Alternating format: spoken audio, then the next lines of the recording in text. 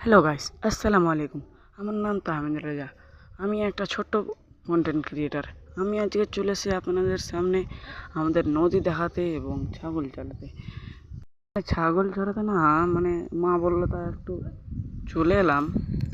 তো যাচ্ছি এখন নদী দেখতে আপনাদের জন্য, আর দেখিয়ে দেবো আমাদের নদীটা কত বড় এবং কীরকম।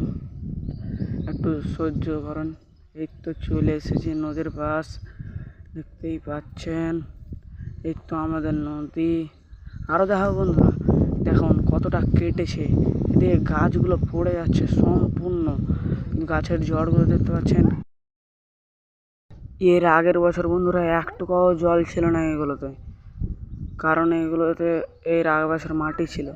এবার দেখিও আর একটা দৃশ্য দেখাবো আপনাদের।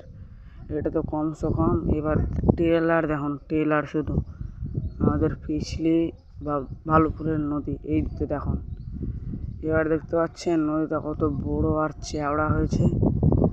দেখুন এইগুলো কেটে যাবে, আর আর 10 দিনের মধ্যেই এগুলো কেটে যাবে।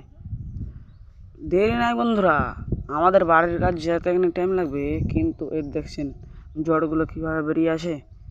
এই দেখুন আমাদের নদীটা বন্যার সময় অনেক বড় হয়ে যায়,